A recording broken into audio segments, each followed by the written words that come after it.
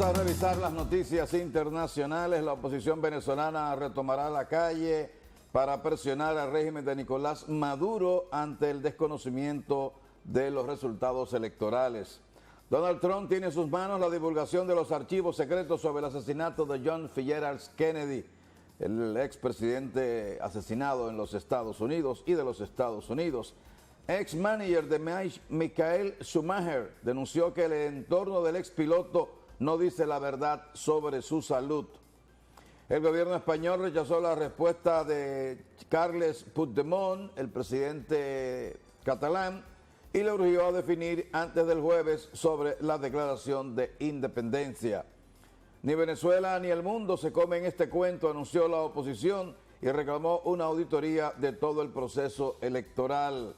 Elecciones regionales en Venezuela, los resultados oficiales le dieron una amplia victoria al chavismo y la oposición denunció fraude. Los resultados oficiales en todos los estados de las elecciones regionales de Venezuela: 17 a favor del partido de gobierno, 5 para la oposición. Nicolás Maduro dijo que el chavismo arrasó en las elecciones y advirtió que no tolerará gobernadores golpistas.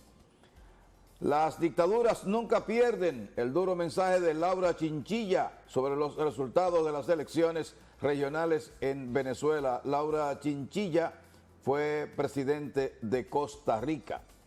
Portugal, al menos 27 muertos en una ola de incendios en el centro del país, y supuestamente los incendios fueron provocados.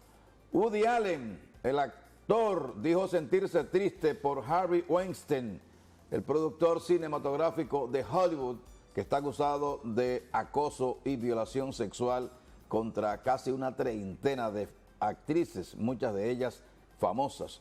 Nuevos problemas para Moreno Ocampo, piden que Harvard lo eche por proteger a genocidas.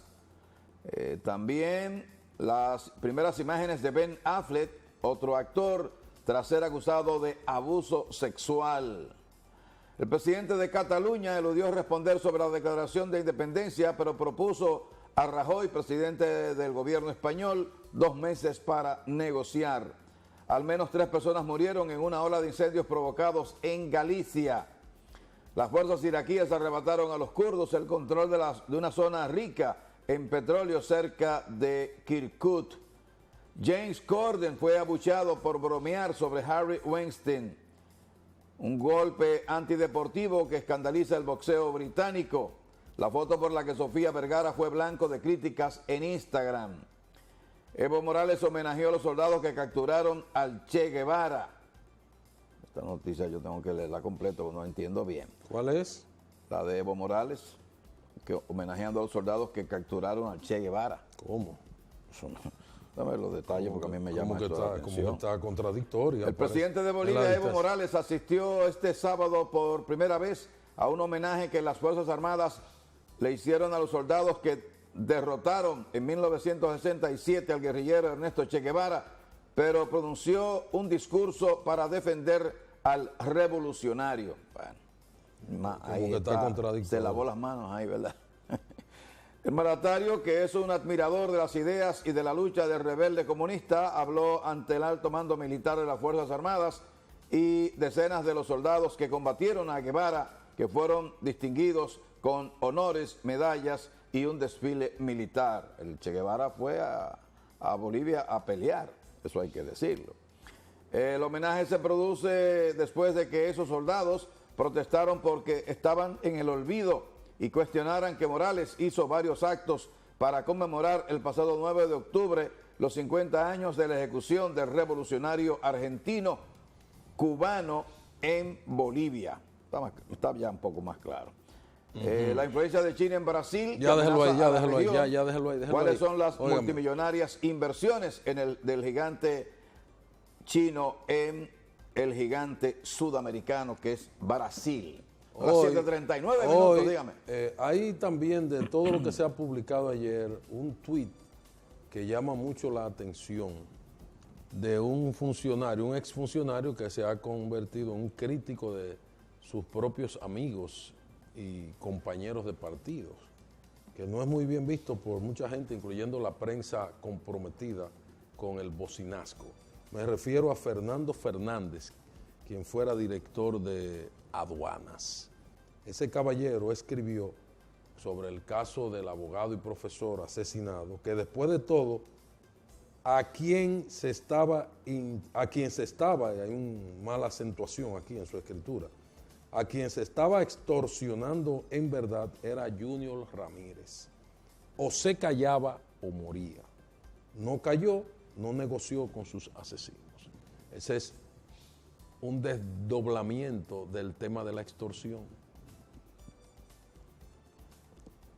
Así. Pudieron haberlo matado, siguiendo la versión de la fiscalía, lo pudieron haber matado entonces para que no hablara, para que no dijera, aunque supuestamente habría recibido $1.000.000.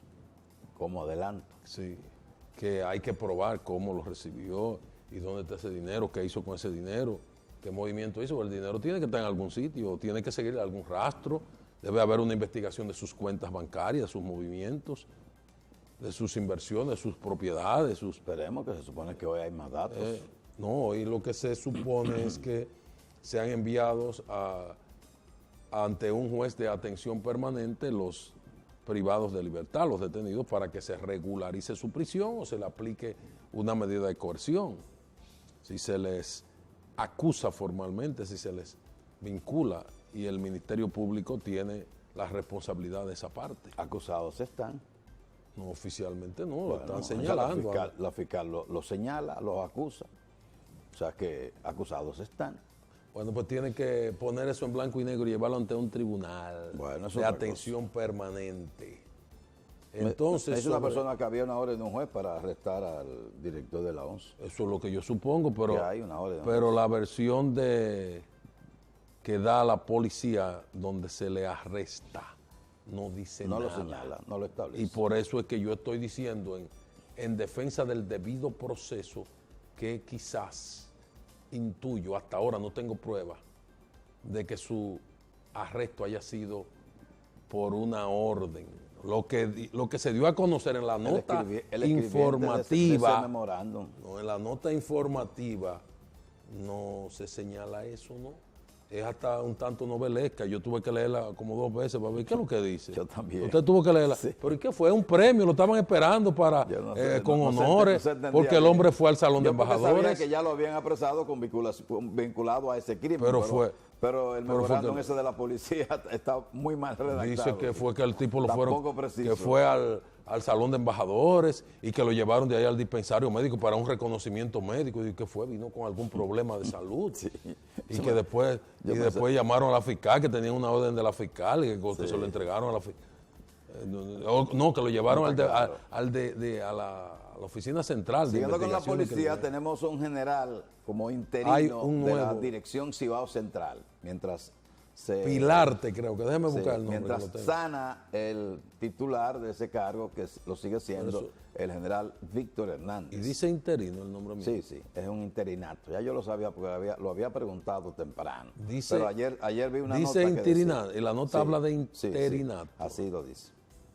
Pero yo lo había investigado antes de verla. Yo tenía una nota que hablaba como de nuevo es director. Interino mientras se recupere el general Víctor Hernández.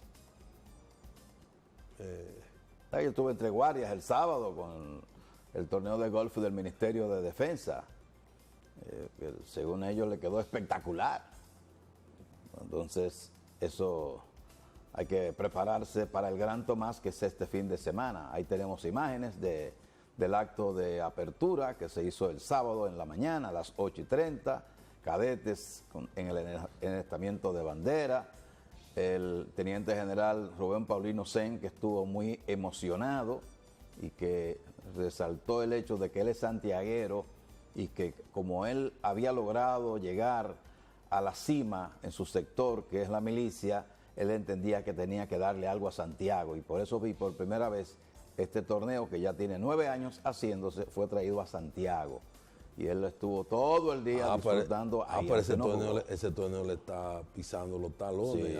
Sí, al Gran Tomás. Sí. Tiene 9 años ya. 9 años tiene. El Gran Tomás cumple 12. Si se descuide, este sábado. Van ahí ya. Sí. Y entonces buscó al Gran Tomás como organizador, o sea que tiene problemas. O hacen una alianza estratégica y lo funden en uno y dicen que tienen 21 años. Lo suman. Sí, claro. 12 más 9. Hubo un espectáculo de paracaidismo y hubo un espectáculo de los tucanos, que también hicieron varios pases rasantes, vuelo bajito. Y fue muy concurrido, tanto en jugadores como en invitados. Este acto, y vemos en pantalla al general Rubén Paulino, que está hablando en el acto inaugural. ¿Qué es eso de general? Teniente general. Bueno, pero, usted dice general que cualquiera. No. Pero acá Teniente general, pero, entonces. Yo dije ahorita. General es hasta el que estaba dando las declaraciones ahí del caso de Junior. Sí. Hasta ese es general. ¿Y qué pasa? Ese hombre es muy preparado, dicen en eso. Yo no sé, pero lo que investigar. la impresión que me dio ayer no fue de nada. No, pero él no sabe, quizás no tiene dominio de la palabra, pero. Y no creo la versión de que lo mataron. Entonces, como que estaban paseando el cadáver. Yo quisiera que pudiéramos conseguir esa versión. Bueno, pero recuerde que el rapto, que ahora se habla que fue un rapto, fue alrededor de la 1 de la tarde. Ajá. Entonces, para lanzarlo donde lo lanzaron tenían que esperar la noche. Ajá, y porque la nocturnidad, nocturnidad como elemento agravante. Exacto, lo mataron y esperaron entonces el tiempo para poder lanzarlo. Es tiempo de los mensajes, vamos a los espérese, mensajes. antes de los mensajes, porque yo tengo que dar cuenta de todas las versiones. Ajá. Un amigo que yo le apodo Garganta Profunda, que está muy vinculado a los Tú asuntos. sabes que eso fue de Watergate. Bueno, pero es mi garganta profunda. Está bien. Hasta ahora no me ha fallado. Ok, ¿qué dice ese amigo? Entonces yo le doy mucho crédito a lo que me dice ese amigo, que está muy vinculado a los asuntos judiciales y del Ministerio Público, sobre todo el Ministerio Público. ¿Y qué le dice? Que hay un tema que hay que dilucidar también.